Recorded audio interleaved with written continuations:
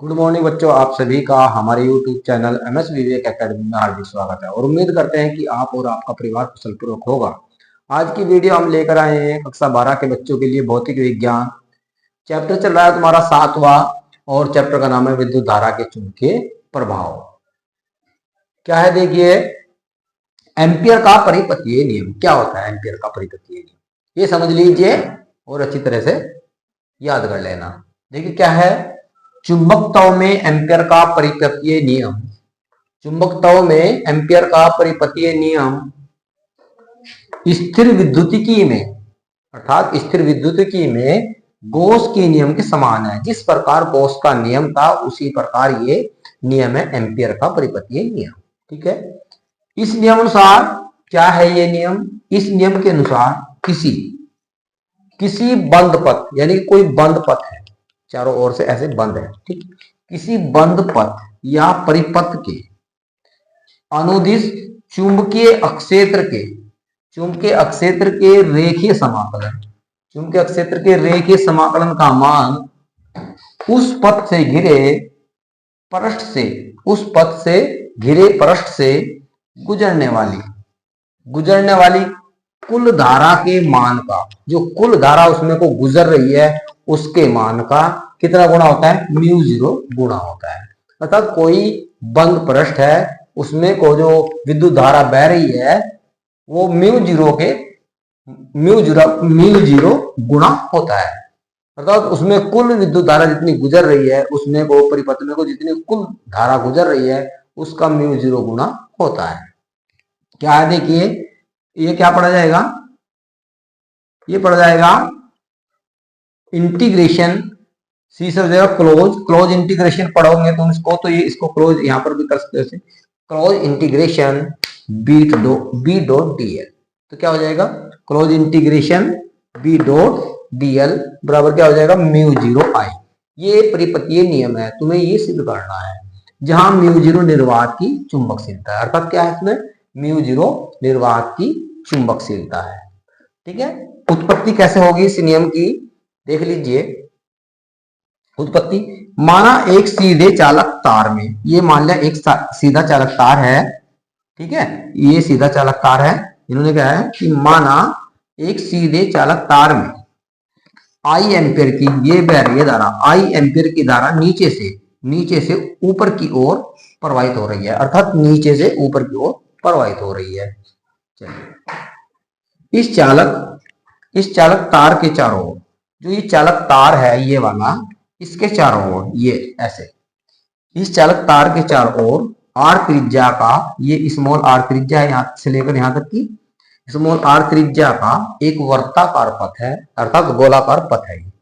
ऐसे आर त्रिज्या का गोले के आकार का है, आर त्रिज्या का एक वर्ताकार पथ है जिसका केंद्र O है, अर्थात ये जो केंद्र है इसका यहाँ पर वो O है। ठीक है, जिसका केंद्र O है, O तार पर है, तो ये जो O इसका केंद्र है गोले का वो तार के ऊपर है। वर्ताकार पथ के, ये वर्ताकार पथ है, वर्ताकार पथ के किसी बिंदु A पर, ये मान ले ये बिंदु A है, यहाँ पर किसी बिंदु A पर धारावाही चालक के कारण, ये धारावाही चालक है, धारावाही चालक के कारण उत्पन्न चुंबकीय क्षेत्र, अर्थात इस पर चुंबकीय क्षेत्र क्या हो जाएगी, B बराबर μ0 I अपॉन 2πr हो जाएगी। ठीक है, अर्थात वर्तीय पथ के प्रत्येक बिंदु पर चुंबकीय क्षेत्र समान होगा। अर्थात ये जो वर्तीय पथ है इस पर कहीं पर तुम चुंबकीय क्षेत्र ज्ञात करोगे तो वो समान मात्रा में पाएगा। प्रत्येक बिंदु पर चुंबकीय क्षेत्र समान है, जिसकी दिशा वर्तीय पथ की स्पर्श रेखीय है। क्या हुआ है, इस पर प्रत्येक बिंदु की स्पर्श रेखीय हो जाएगी। जैसे कि इसको ऐसे आगे बढ़ाएंगे तो ये ऐसे स्पर्श करता हुआ चला जाएगा।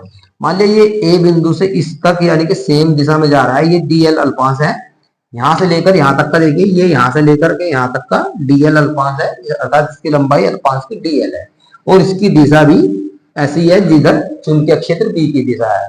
तो दोनों के बीच में कोण कितना बन जाएगा, थीटा बराबर 0 बन जाएगा।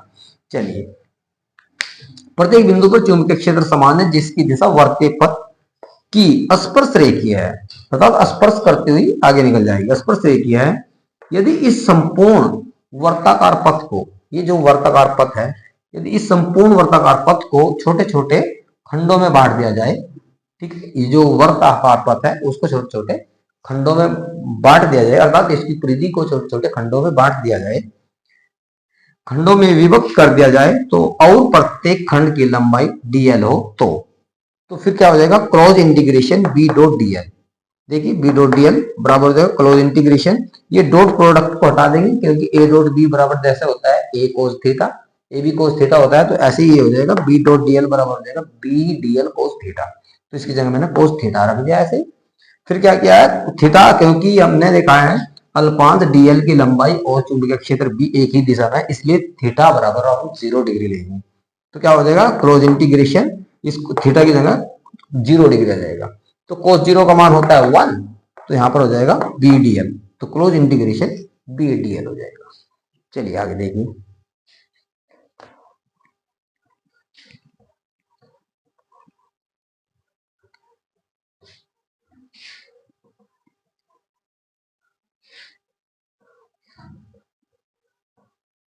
चलिए आगे देखिए भाई, इस भाग में क्या करते हैं हमने क्या किया है, क्योंकि क्लोज dl, ये dl क्या हो जाएगा, टोटल सरफेस हो जाएगा, तो ये इसका मान क्या रख सकते हो हम, 2 पाई r रख सकते हैं, ठीक है। तो इसमें यहां पर हमने यदि हम करेंगे तो क्या हो जाएगा, close integration b dot dl बराबर हो जाएगा क्लोज इंटीग्रेशन b बाहर निकाल दिया हमने और dl हो जाएगा ऐसे, और dl की जगह हम क्या रख देंगे, क्लोज इंटीग्रेशन dl की जगह हम रख देंगे क्या भाई, हम रख देंगे 2 पाई r। तो क्या हो जाएगा, close integration c b dot dl बराबर हो जाएगा b इंटू 2 पाई r, ठीक है। ये हो गई हमारी समीकरण 2, ठीक है। अब हमने क्या किया, समीकरण 1 व 2 को हल कर दिया, समीकरण 1 व 2 से ऐसे कर दिया। अब देखिए समीकरण 1 हमारी ये है यहाँ पर, ठीक है। तो इससे पहले जो शुरू में थी क्या था हमारे समीकरण 1 भाई, देखिए क्या थी जो शुरू में ली थी हमने, शुरू में थी हमारी ये close integration b dot dl बराबर म्यू 0 i, ये थी। और ये b डॉट dl, जो b डॉट dl है ये वाला, इसकी जगह हमने ये रख दिया है, ठीक है। तो इसकी जगह हमने क्या रख दिया है, ये रख दिया है। चलिए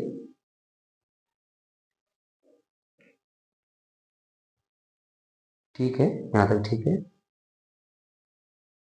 चलिए ठीक है, इसको साफ कर देते हैं।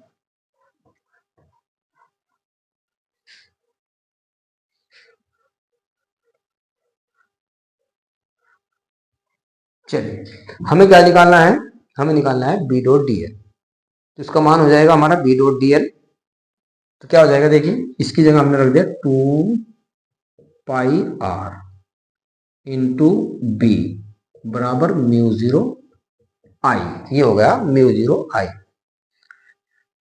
ठीक है। चलिए तो क्लोज इंटीग्रेशन हो जाएगा, ये हमने क्या किया, इसकी जगह ये जो 2 पाई है इसकी जगह हमने ये क्लोज इंटीग्रेशन की जगह ये रख दिया हमने, और इसके बराबर में क्या था भाई, ये था बी डॉट डी एल, ये होगा। तो हमने क्या किया, ये भी और ये भी इसके दोनों के बराबर है, तो क्या हो जाएगा, close integration B dot D L बराबर हो जाएगा म्यू 0 आई, ये हमारा एम्पियर का परिपतीय नियम हो गया, ठीक है। आगे देखिए,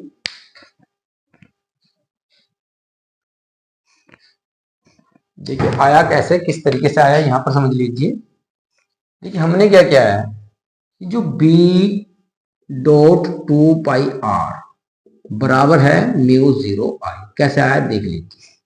हमने b का मान समीकरण, जो समीकरण 1 थी हमारा, उसका मान समीकरण 1 का यहां पर रख देते हैं b की जगह, तो क्या था म्यू 0 अपॉन 2 पाई था भाई, तो क्या था म्यू 0 अपॉन 2πr/I।